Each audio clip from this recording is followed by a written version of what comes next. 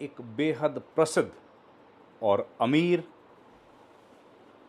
कारोबारी ने अपने एक मुसलमान वकील दोस्त को कहा कि इस बार की छुट्टियां आप हमारे साथ बिताइए, आप हमारे साथ दार्जिलिंग चलिए और हम लोग छुट्टियां इस बार वहीं बिताते हैं। ये बात कहने वाले शख्स थे सर दिनशा पेटिट। ये एक पारसी थे और बंबई में बहुत प्रसिद्ध और अमीर कारोबारी के तौर पर इनकी पहचान थी। इनके दोस्त जो मुस्लिम वकील थे वो बहुत प्रसिद्ध वकील थे और उस ज़माने में बंबई के जाने माने बेहतरीन वकीलों में उनका नाम शुमार था। जब वो लोग दार्जिलिंग चले गए तो एक दिन मुस्लिम वकील ने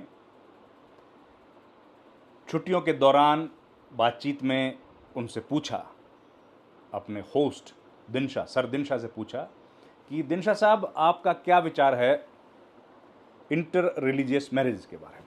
दिनशा साहब ने कहा कि ये बड़ा अच्छा तरीका है और अगर इस तरीके से शादियां हों तो बहुत अच्छा रहेगा, समाज घुल मिल के काम करेगा और समाज में बराबरी का भाव आएगा, सब लोग एक दूसरे के साथ सहयोग से रहेंगे, ये बड़ा अच्छा है।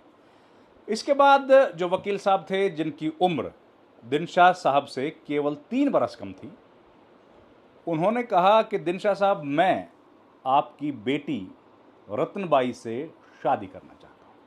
ये बात सुनकर सर दिनशा के पैरों तले से ज़मीन खिसक गई, क्योंकि दिनशा पेटिट एक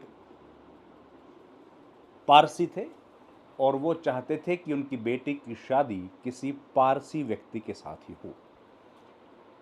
खैर, उस वक्त उस बेटी की जो बच्ची थी उसकी उम्र थी 16 बरस की।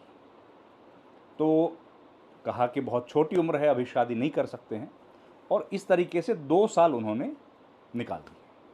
जिस वक्त ये घटना हुई उसके बाद 2 साल बीत गए। बहुत मनाने के बावजूद भी रत्नबाई, जो सर दिनशा की बेटी थी, वो मना कर दिया, उन्होंने नहीं मानी। मैं शादी करूंगी तो इन्हीं वकील साहब से करूंगी।